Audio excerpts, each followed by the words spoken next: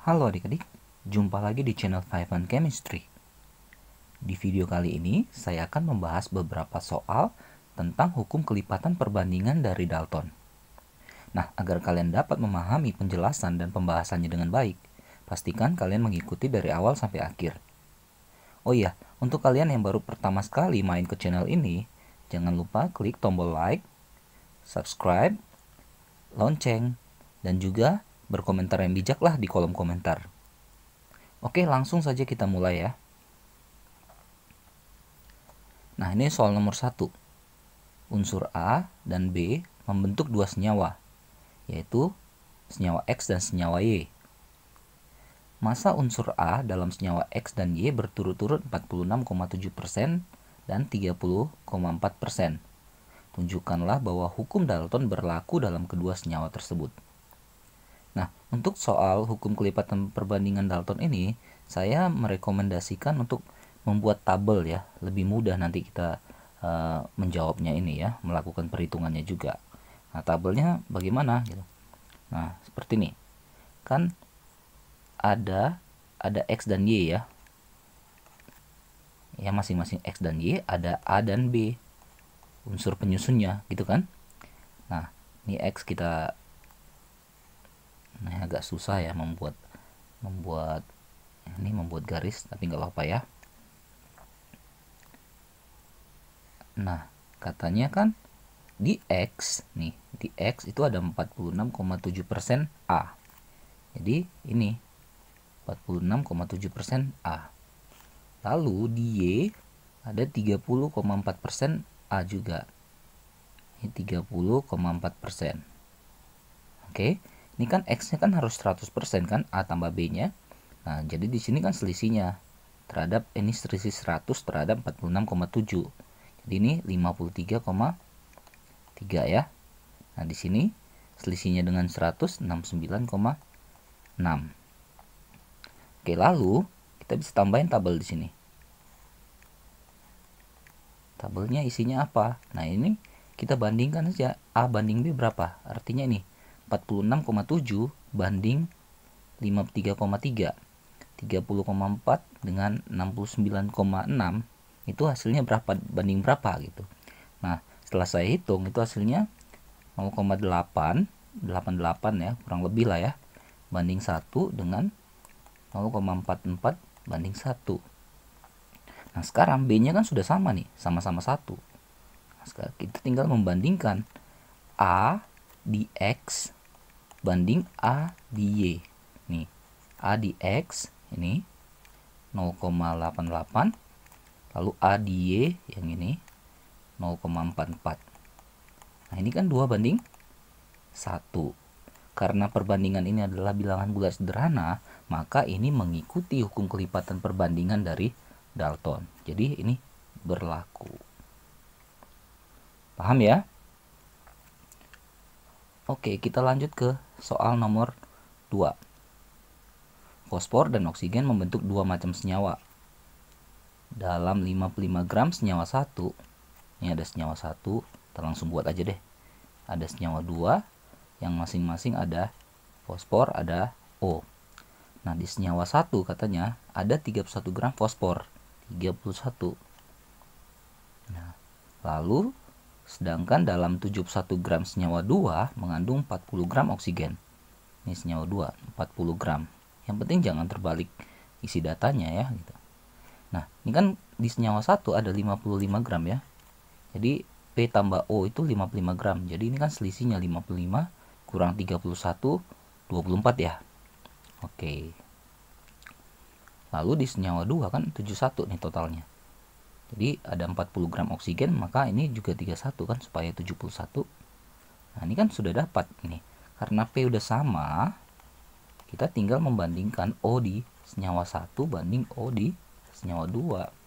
Ini adalah 24 banding 40. Kalau kita kecilkan sama-sama bagi 8, 3 banding 5. Ini adalah bilangan bulat sederhana. Maka hukum Dalton terpenuhi dalam kedua senyawa ini. Oke, makin bisa ya, makin mudah ya. Kita lanjut ke soal nomor 3. belerang dapat membentuk dua senyawa oksida. Oksida pertama mengandung oksigen sebanyak 50%. Ini oksida pertama. Oksida kedua mengandung 60%. Oke, oksigen juga ya.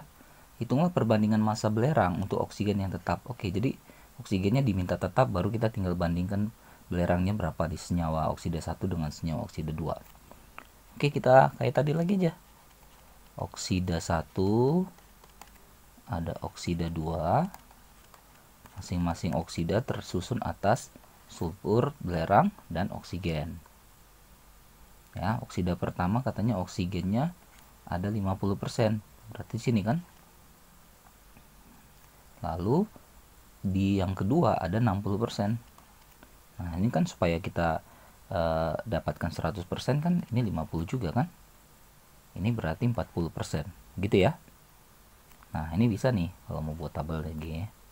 Begini ya. Oke. Nah, lalu ini kita main kotak-katik aja nih perbandingan antara angka-angka ini. Misalnya gini. S banding O untuk oksida 1 ya. Ini kan 50 banding 50, 1 banding 1 kan. Sedangkan yang oksida 2 ini kan 2 banding 3 ya, 40 banding 60. Nah, yang diminta oksigennya harus sama. Ini kan oksigennya belum sama nih. Ini masih 1, ini masih 3.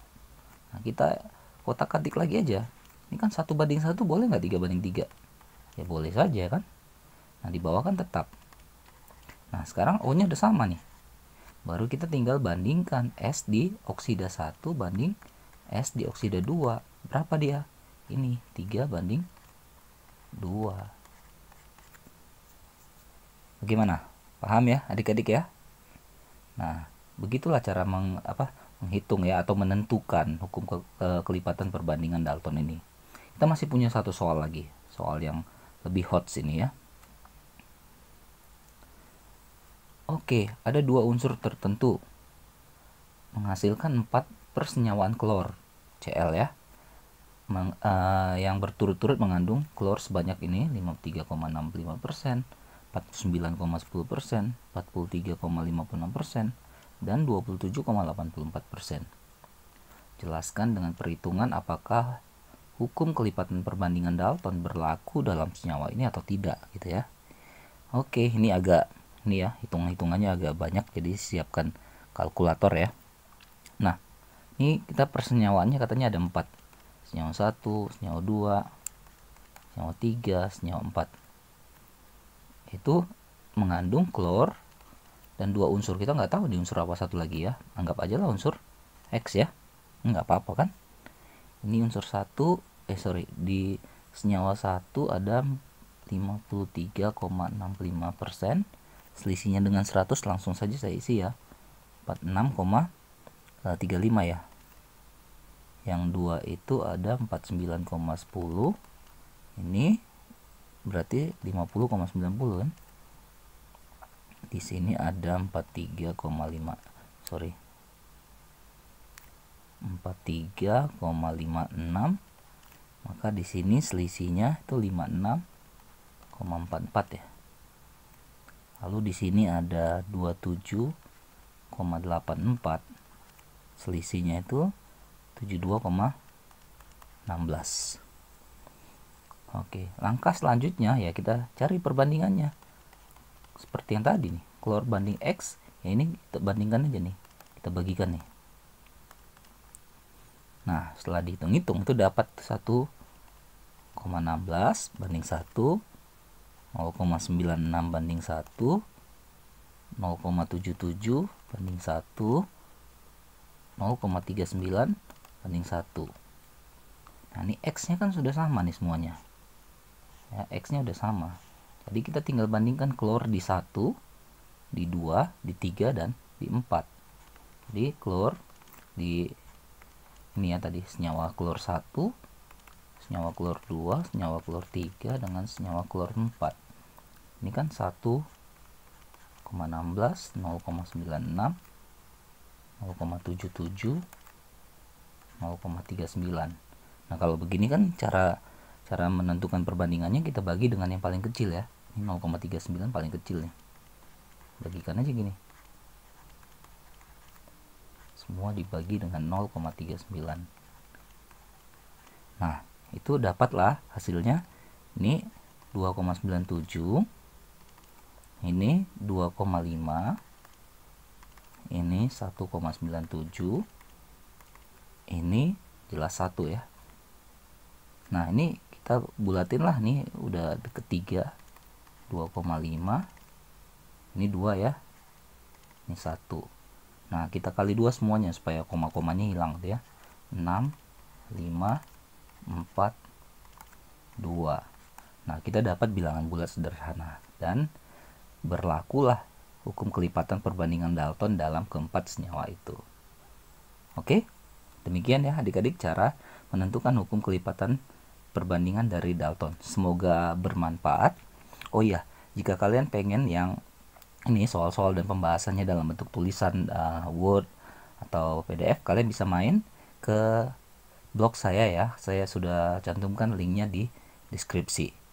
Oke, cek terus, update terus video-video selanjutnya di 5N Chemistry. Sampai jumpa.